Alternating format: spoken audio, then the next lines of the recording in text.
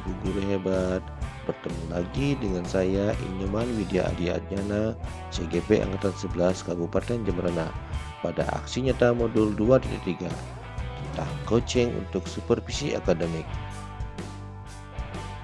Adapun pembimbing yang selalu membersamai CGP dalam setiap langkah dalam proses pembelajaran yang telah dilakukan, yaitu Ibu Susanti Teresia Mangke sebagai fasilitator dan Bapak Imade Sudaran Utama sebagai pengajar praktik. Adapun tujuan pembelajaran khusus, CGP mempraktikkan rangkaian supervisi akademik dalam pembelajaran dengan menggunakan paradigma berpikir coaching dan melakukan refleksi terhadap praktik supervisi akademik. Berikut adalah kegiatan pra-observasi yang dilakukan sebelum nantinya akan dilaksanakan proses observasi kelas. Silakan simak video berikut ini. Selamat pagi, Bang Ora.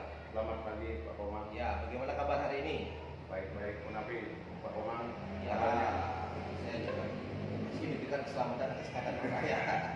Oke, ya, Bang Ora, untuk hari ini saya akan mengadakan diskusi kecil sama Bang Ora terkait dengan pelaksanaan supervisi yang akan Bang Ora laksanakan ya. Pada kesempatan ini saya bertugas sebagai observer, nanti akan melihat bagaimana cara Bang Ora mengajar di kelas ya. Tapi sebelum lanjut, untuk proses observasinya, sini ada beberapa hal yang ingin saya tanyakan sama Bang Ora. Terkait dengan pembelajaran yang akan Bang Ora terapkan nanti di kelas 4 Bang Ora ya. Bang Ora itu mata pelajaran yang ingin Bang Ora terapkan pada saat itu mata pelajaran yang mana? Mata pelajaran yang saya akan laksanakan untuk supervisi adalah IPAS. IPAS ya, IPAS. Baik Bang Ora, jadi Bang Ora akan menerapkan pembelajaran IPAS di kelas 4 ya. Oke, untuk tujuan pembelajaran, kira-kira tujuan pembelajaran pada saat pelaksanaan supervisi nanti ingin mencapai tujuan yang mana? Tujuan dalam pembelajaran IPAS kali ini yaitu bagaimana siswa mengetahui wujud dari zat, perubahan wujud dari zat, mengetahui, mengidentifikasi nanti tentang perubahan wujud zat dari wujud zat cair, padat maupun gas. Itu baru. Jadi tujuan pembelajaran yang Bang Ora ingin capai nanti pada saat proses pembelajaran itu untuk mengetahui perbedaan wujud zat padat, cair, dan gas. Itu pada proses pembelajaran IPAS. Iya. Nah, terkait dengan tujuan pembelajaran yang ingin Bang Ora sampaikan, materi yang Bang Ora akan terapkan pada pembelajaran IPAS dengan tujuan tersebut itu materinya apa Bang? Yang pertama adalah bagaimana anak-anak mengetahui perubahan wujud benda dari padat menjadi cair. Misalnya saya contohkan dengan beberapa ilustrasi es, yaitu berbentuk padat kemudian mencair menjadi zat cair atau mengalami perubahan dari padat menjadi cair. Ya. Itu misalnya. Dan itu ya ilustrasi dari penyampaian materi yang akan disampaikan orang. Jadi Bang Ora itu akan menyampaikan wujud zat ya materinya ya. Baik Bang Ora, tadi Bang Ora sudah menyampaikan tujuan pembelajaran yang dicapai dan juga penyampaian materi yang akan Bang Ora sampaikan pada pembelajaran tersebut. Nah kemudian kira-kira apa area pengembangan yang Pak Ora ingin kembangkan dalam proses pembelajaran tersebut, itu area pengembangannya pada apa? Ranah yang jelas pasti kognitif dulu. Ya. Kemudian yang paling saya mendasari yaitu yang pertama adalah bagaimana memberikan umpan balik yang bersifat konstruktif. Memberikan umpan balik Ya, umpan balik yang bersifat konstruktif. Kemudian setelah itu, selain itu juga bagaimana saya memberikan pembelajaran yang bersifat diferensial. Pembelajaran berarti selain pemberian pembelajaran yang bersifat konstruktif, juga Bang Ura akan mengembangkan pembelajaran yang dengan prinsip terdiferensiasi.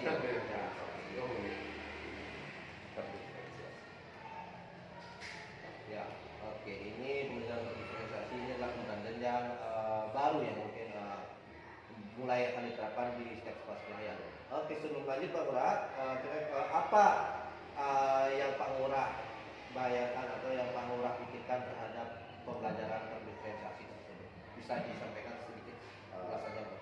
Mungkin saya bisa jelaskan dari proses pembelajarannya mungkin yang saya susun dalam modul ajar yang saya akan sampaikan pada saat supervisi, yaitu yang pertama dalam pembelajaran terdiferensiasi itu mungkin seperti Pak Komang tadi sudah memberikan arahan dan mungkin memberikan sedikit pemahaman bagi saya, ternyata bukan berdiferensiasi tapi terdiferensiasi. Ya, terima kasih Pak Komang untuk memberikan masukan terhadap apa yang akan saya sampaikan.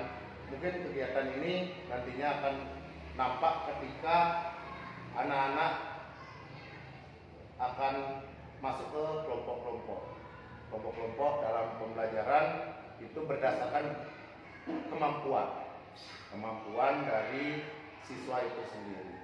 Nanti dikelompokkan yang mungkin pemahamannya lebih akan dikelompokkan menjadi satu kelompok, kemudian yang kurang nanti akan dijadikan kelompok yang lain.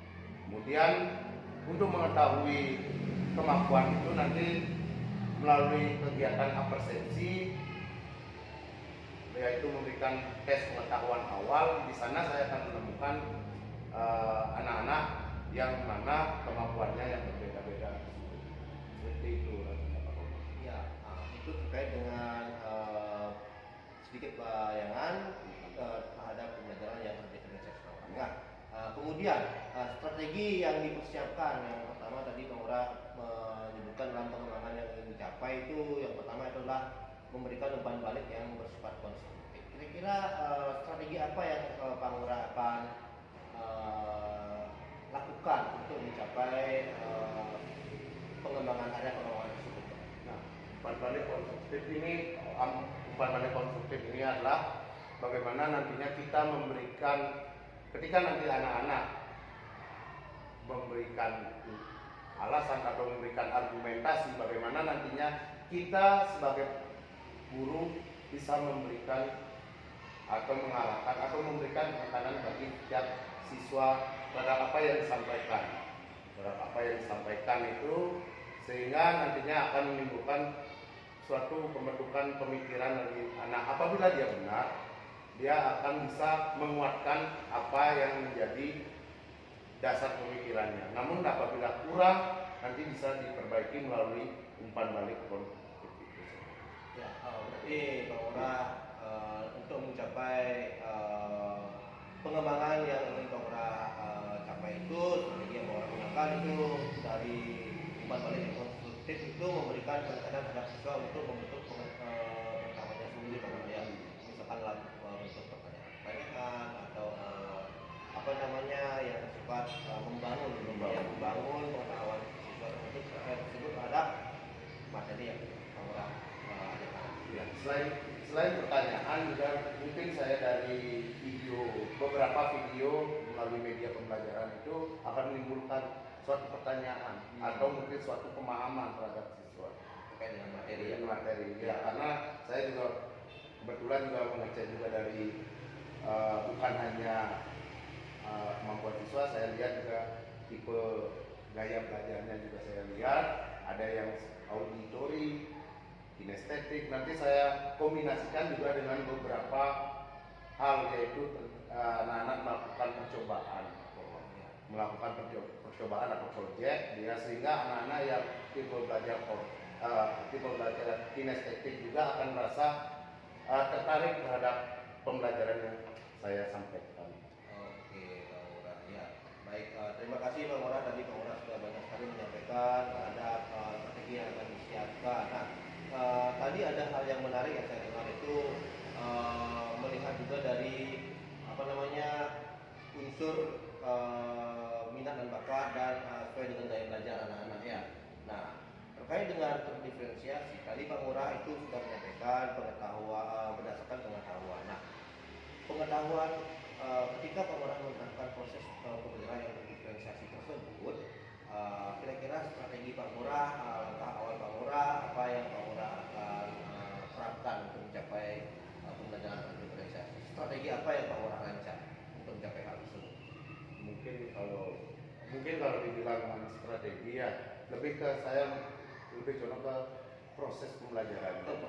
Diferensiasi proses Proses, kemudian dari konten dan proses. Ya. Tapi mungkin produknya belum bisa karena keterbatasan waktu juga. Mungkin hanya mampu saya bisa dalam bentuk konten dan proses. Itu saja yang bisa saya laksanakan. Mungkin dari konten kita lihat dari bagaimana memberikan menyiapkan peserta didik, kemampuannya dilihat, kemudian dari proses bagaimana kita ketika pelaksanaan pembelajaran bagaimana kita memberikan treatment kepada anak yang kemampuannya lebih dengan kemampuannya yang kemampuannya kurang lebih intens, kita memberikan bimbingan di sana baik itu melalui secara langsung terjun terlibat dalam proses proyeknya ataupun melalui tayangan video juga kita terangkan dengan anak-anak yang mungkin kelompoknya masih terbilang kurang sehingga nanti terjadi pemahamannya mungkin akan meningkat dari sebelumnya. Itu yang saya berarti untuk menghadirkan pembelajaran yang terdiferensiasi, Pak Ngurah hanya membuat di sini dua proses dua tahapan. Tahapan pertama itu pembelajaran diferensi konten dan juga terdiferensi berdasarkan prosesnya. Nah, sebelum lanjut, saya ingin bertanya untuk siswa kelas 4 jumlahnya berapa Pak? jumlah siswa kelas 4 adalah 26, terdiri dari 14 siswa putra dan 14 siswi. Ya. 12 siswi. 12 siswi. Salah. Ya. Selanjutnya dari 26 siswa tersebut dalam penerapan pembelajaran terdiferensiasi ini Pak Ngurah itu membagi ke dalam beberapa kelompok siswa. Kira bisa menyampaikan berapa pengelompokan siswa yang bisa Pak Ngurah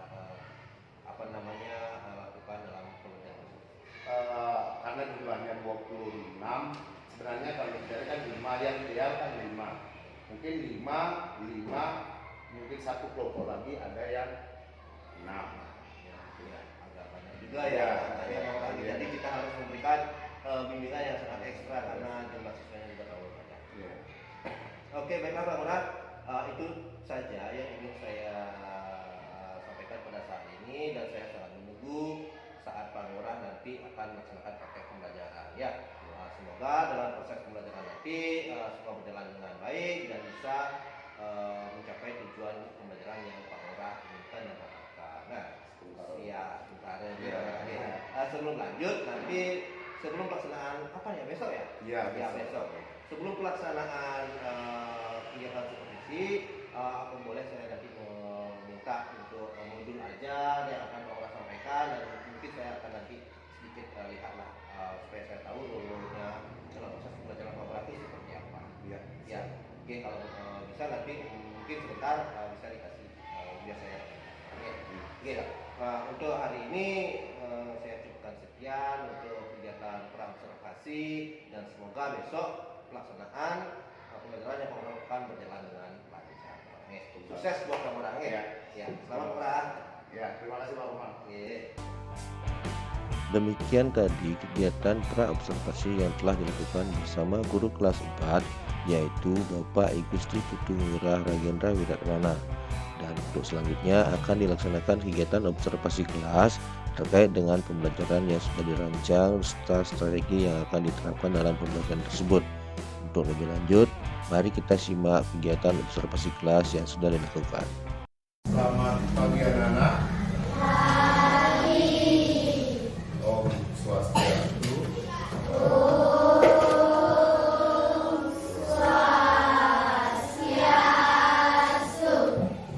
Anak-anak, sebelum Bapak lanjut, Bapak akan mengecek kehadiran anak-anak. Ada yang teman-temannya yang sudah hadir pada pagi hari ini? Siapa?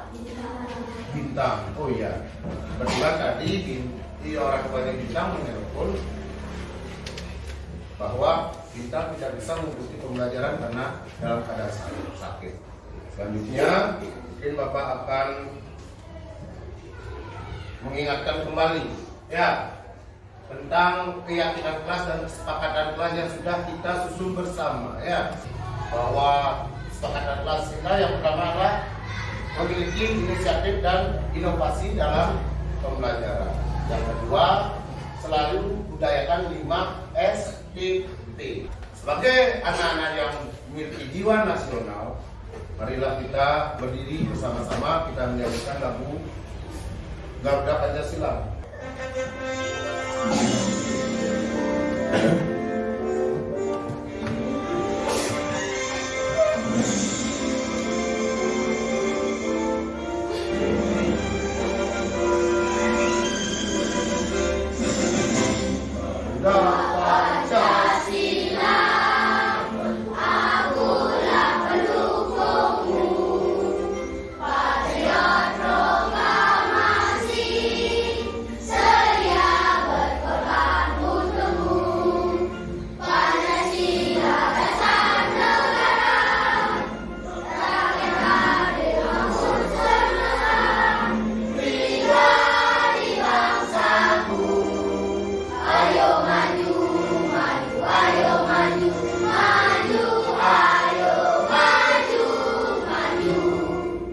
Nah, anak-anak, kemarin kita sudah belajar yang mengenai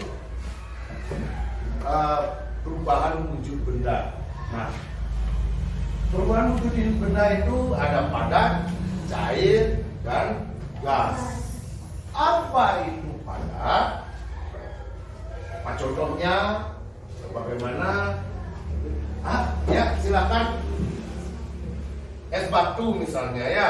Terima kasih untuk Gus Weda. Selanjutnya, selain es batu, asal ada yang lain lagi? Batu ya. Angga sudah menyampaikan bahwa padat itu contohnya adalah batu. Ya. Contoh kemudian cair. Yang air lagi minyak goreng ya. Terima kasih, tepuk tangan untuk teman-teman yang sudah mendengarkan dan sudah bisa. Hari ini kita akan belajar IPAS ya. Nah, adapun tujuan pembelajaran IPAS kali ini adalah karakteristik dari wujud zat padat. Yang kedua, anak-anak mampu menjelaskan karakteristik wujud zat cair. Yang ketiga, anak-anak mampu menjelaskan karakteristik dari wujud zat gas ya. Selanjutnya Bapak akan berikan anak-anak satu video. Perhatikan dengan baik-baik ya. Nah, perhatikan. Dan Bapak juga akan menampilkan contohnya ya secara langsung ya. Jadi simak atau perhatikan dengan seksama.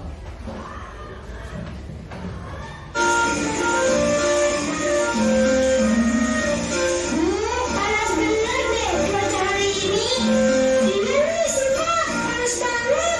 Gimana kalau kita beli es krim di warung? Tadi di video es krim yang dibawa kakak, dibawa adiknya itu akan diberikan ke kakaknya. Ternyata ketika dibuka mencair sama seperti bapak ini tuh. Ternyata apa yang terjadi pada es krim ini mencair. Ya. Mengapa hal demikian bisa terjadi? Coba Gus Weda. Karena didiamkan beku lama, dibiarkan beku lama gitu. Didiamkan sangat lama. Ya, terima kasih untuk Asti dan Gus Weda, kasih tepuk tangannya. Nah, Bapak akan memberikan masukan dana baik Asti maupun Gus Weda. pasti sudah baik bahwa apa yang terjadi pada es krim ya benar, mencair. Mencair ini adalah peristiwa perubahan benda dari padat menjadi cair. Ya itu ya, pasti ya. Bapak katakan mengapa hal demikian bisa terjadi? Karena terjadi yang namanya dari es yang dingin ini menyerap yang namanya kalor, ya, menyerap kalor sehingga terjadilah perubahan dari wujud dari benda padat yaitu es krimnya tersebut menjadi cair. Ya. Tadi anak-anak sudah menyimak, sudah memperhatikan, sudah mendengarkan video pembelajaran yang Bapak tampilkan. Ya. Nah, sekarang anak-anak akan Bapak bagi menjadi 6 kelompok ya. Nah, 5 kelompok ya. Bapak bagi sesuai yang sudah kita sepakati. Nah, silakan ke kelompoknya masing-masing. Ingat bawa buku dan pulpennya ya. Silakan Bapak bagikan ya. Kelompok ya. Silakan. Ayo. Anak-anak Bapak bagi menjadi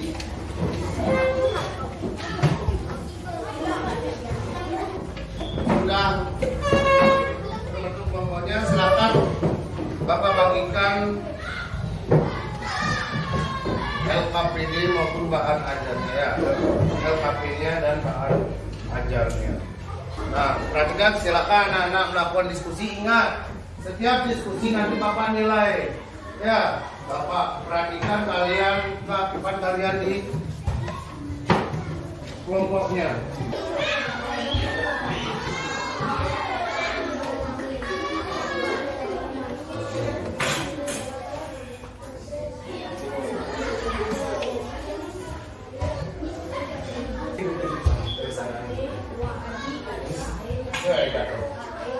Ini cara ada sen di bawahnya. Ya. Taruh.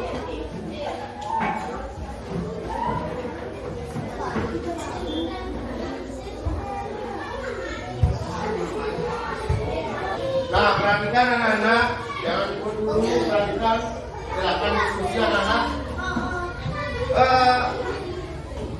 Anak-anak sambil mempraktikkan apa suruhan di LHP-nya atau lembar kerja proyeknya itu, anak-anak silakan jawab, langsung jawab pertanyaan-pertanyaan yang ada. Ya, silakan dibantu sama temannya. Dicari di referensi di bahan ajar. Di bahan ajar sudah ada referensinya. Silakan. Ya, sudah selesai. Ya, silakan kita lanjut ke kegiatan berikutnya yaitu presentasi kelompok. Siapa yang mau mempresentasikan hasil diskusi kelompoknya? Angkat tangannya. Silakan. Kelompok 5. Silakan Yasmin maju ke depan menyampaikan hasil diskusi kelompoknya. Ayo. Tanggapan. Kalau umpamanya ada yang lain, silakan. Ya, silakan ya. Presentasikan kelompoknya.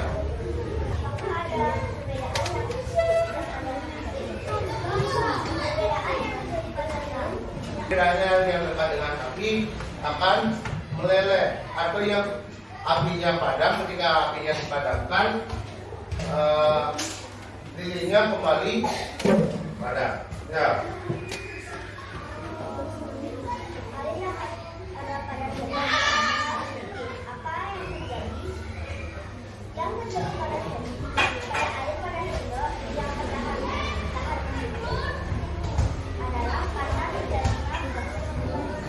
Terima kasih. Kasih tepuk tangan untuk kelompoknya ya.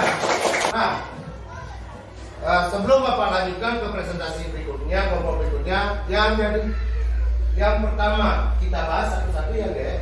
Yang nomor 1, perhatikan. Nah, anak-anak perhatikan.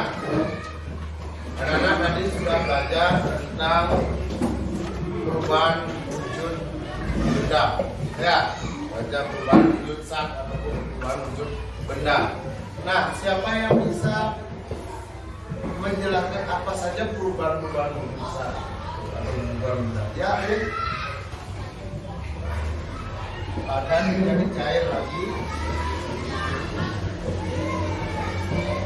Apa? Es krim menjadi cair. Ya, terima kasih Rin. Rin menyatakan padat menjadi cair. Contohnya es krim menjadi cair. Kemudian ada yang akan menambahkan lagi apa yang kalian sudah pelajari tadi? Ya, cair menjadi padat. Ya, cair menjadi padat. Apa lagi? Selanjutnya, Evan sudah, Rin juga sudah. Ya, padat menjadi cair sudah Evan tadi. Gas menjadi padat. Ya, yang lain Yasmin, cair menjadi gas.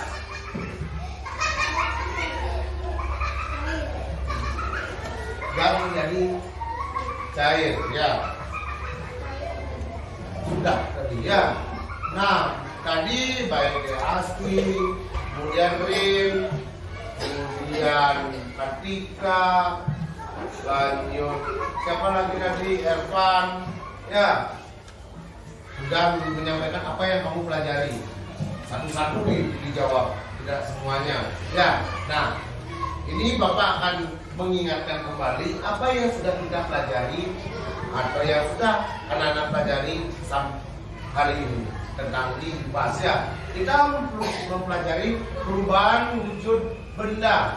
Adapun perubahan wujud benda itu dari padat, cair maupun gas. Dari padat menjadi cair disebut mencair, dari padat menjadi gas disebut mengumpul, dari cair menjadi padat disebut membeku, dari gas menjadi cair disebut mengumpul.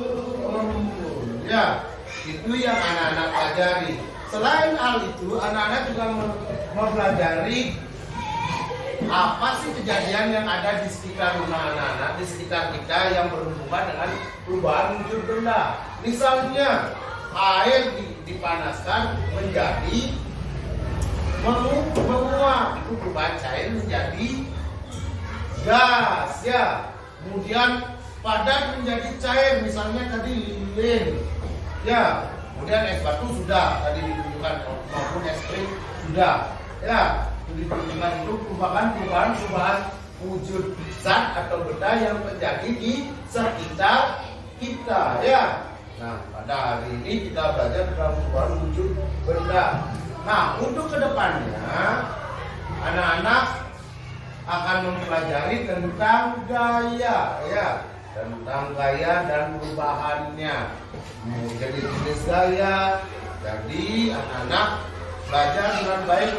Untuk evaluasinya setelah ini nanti Bapak periksa dan akan Bapak berikan nilai, dan ketahuan nanti yang perlu melakukan pengulangan lagi tentang materinya, ya, yang sudah nilainya di atas KKM. Nanti kita melakukan pengayaan tentang menganalisis hal-hal yang terjadi berhubungan dengan perubahan wujud benda, ya. Nah, untuk hari ini Bapak cukupkan pembelajaran IPAS hari ini. Nah, sebelum mengakhiri, mari kita berdoa menurut agama dan kepercayaan kita masing-masing. Berdoa, dipersilakan.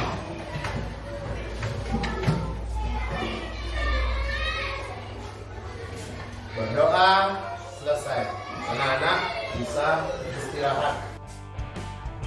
Demikian tadi kegiatan observasi kelas yang sudah dilakukan antara CGP bersama guru kelas 4, yaitu Bapak Igusti Putu Ngurah Ragendra Wiratmana. Untuk selanjutnya akan dilaksanakan tahapan pasca observasi.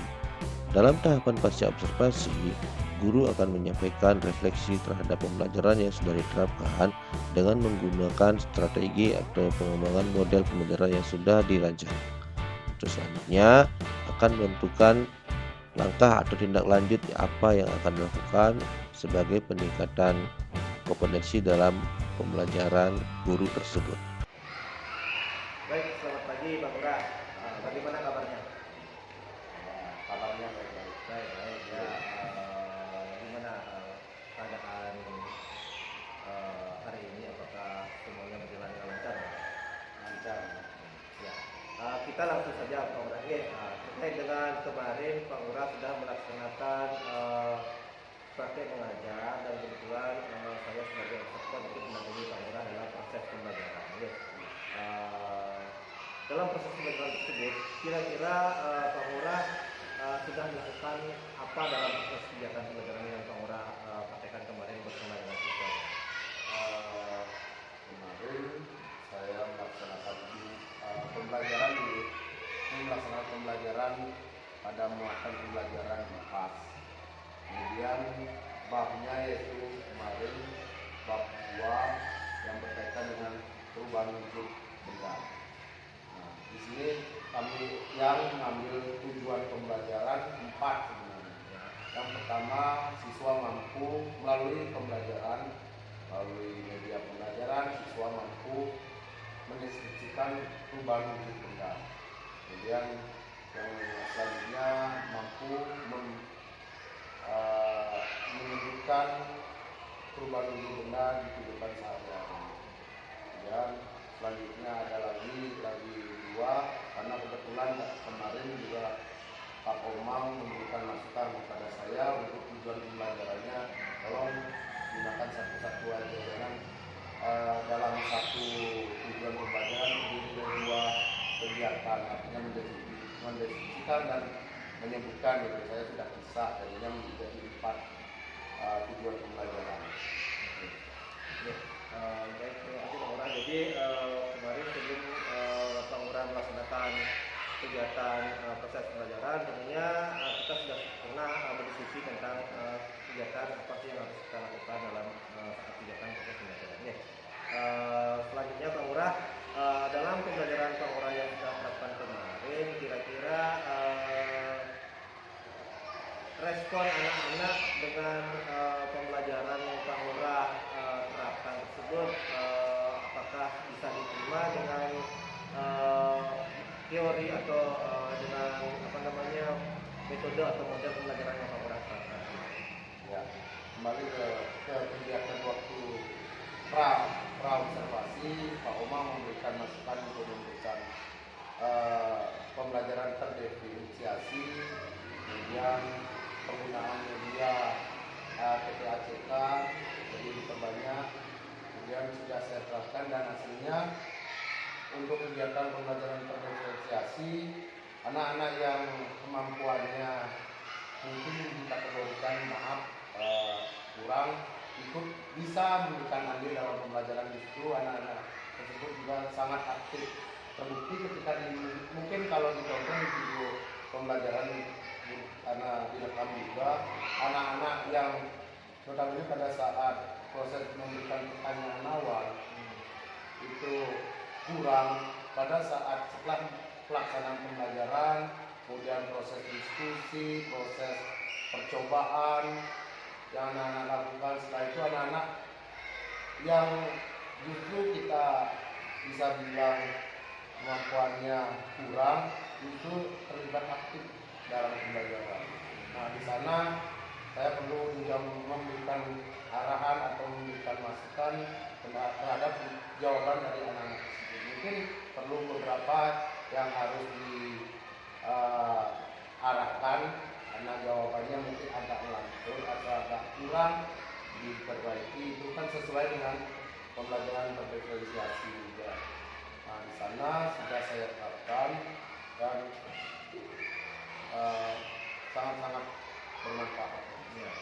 Nah, itu tadi Bang Ura bilang sangat bermanfaat bagi siswa.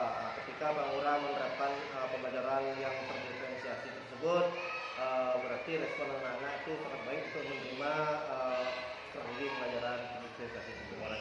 Nah, dalam proses penerapan pembelajaran terdiferensiasi kemarin yang saya lihat juga memang benar, ketika dalam pemberian pertanyaan awal ataupun itu masih perlu ditingkatkan kembali, dan kemudian di saat proses pelaksanaan pembelajaran terdiferensiasi juga sudah saya lihat bagaimana cara mengelompokkan siswa dan kemudian bimbingan terhadap siswa yang benar-benar memerlukan atau kelompok siswa yang benar-benar memerlukan bimbingan khusus ya.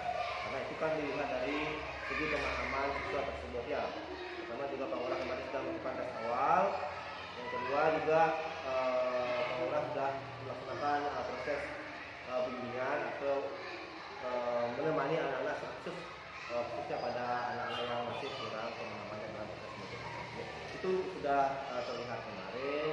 Namun ada beberapa hal yang ingin saya sampaikan terkait dengan proses pembelajaran. Sesungguhnya dalam proses belajar tersebut itu ada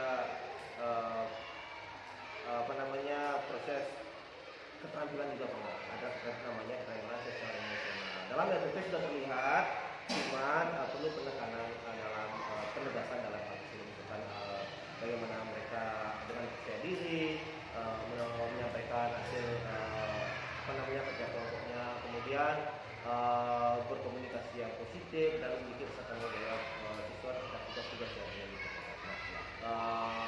Secara keseluruhan proses pembelajaran yang saya lihat dan saya observasi sudah menunjukkan proses pembelajaran yang terdiferensiasi. Nah, untuk selanjutnya apa kiat Pak Lurah untuk memperbaiki mungkin kiranya tadi Pak Lurah menyebutkan kekurangan dalam saat proses pembelajaran yang terjadi tadi. Nah, untuk kedepannya apa yang kira-kira Pak Lurah lakukan untuk memperbaiki hal tersebut? Mungkin lebih memaksimalkan lagi dan lebih artinya memberikan terutama diferensiasi konten itu mungkin lebih reaktif lagi saya dalam menyajikan, kemudian bagaimana membuat siswa lebih menarik dalam hal untuk belajar terhadap apapun materi yang saya berikan nanti. Dan yang terakhir seperti kata Pak Komang mungkin tentang potensi sosial emosional mungkin keterampilan sosial emosional itu mungkin ya termasuk saya baru mendengarkan dan mungkin nanti lebih lengkapnya saya akan minta bantuan dalam hal penyusunan modul ajar yang memberikan yang namanya keterampilan emosional tersebut, pelayanan keterampilan emosional kepada siswa supaya nanti modul ajar saya nanti akan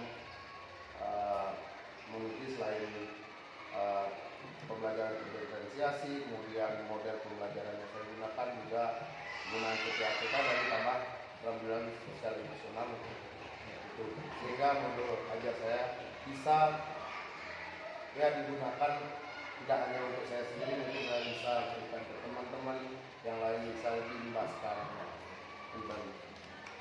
Baik, terima kasih Pak Lurah. Itu tadi mungkin Pak Lurah untuk kedepannya perlu lebih meningkatkan kolaborasi baik itu dalam pemahaman atau peningkatan pemahaman dalam keterampilan sosial emosional, dan juga mungkin nanti Pak Lurah akan mengimbas ketika Pak Lurah sudah menjalankan model pelajaran yang tersirat pembelajaran terdiferensiasi dan juga menggunakan pembelajaran emosional, itu nanti akan dijelaskan ke teman-teman yang lain. Nah, dalam penerapan pembelajaran keterampilan atau PSE pembelajaran secara emosional sebenarnya itu sudah kita di dalam modul itu sudah kita buat, namun kita belum tahu yang mana sih yang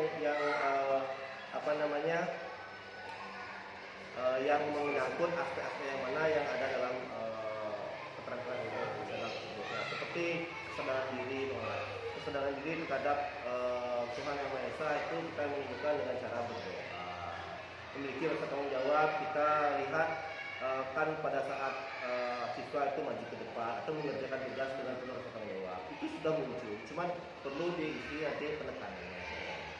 Oke. Untuk lebih lanjutnya mungkin nanti saya harap untuk ke depan apa yang Pak Lurah harapkan dan perubahan apa yang Pak Lurah inginkan itu bisa segera terrealisasi dan terlaksana, dan mungkin untuk ke depan saya akan tunggu proses-proses observasi berikutnya untuk melihat perkembangan perubahan yang mungkin Pak Lurah sudah lakukan.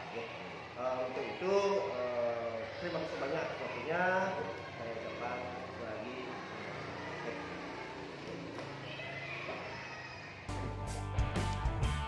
Demikian tadi praktek coaching yang sudah dilakukan oleh CGP terkait dengan supervisi serta observasi proses pembelajaran yang dilakukan oleh guru di dalam kelas.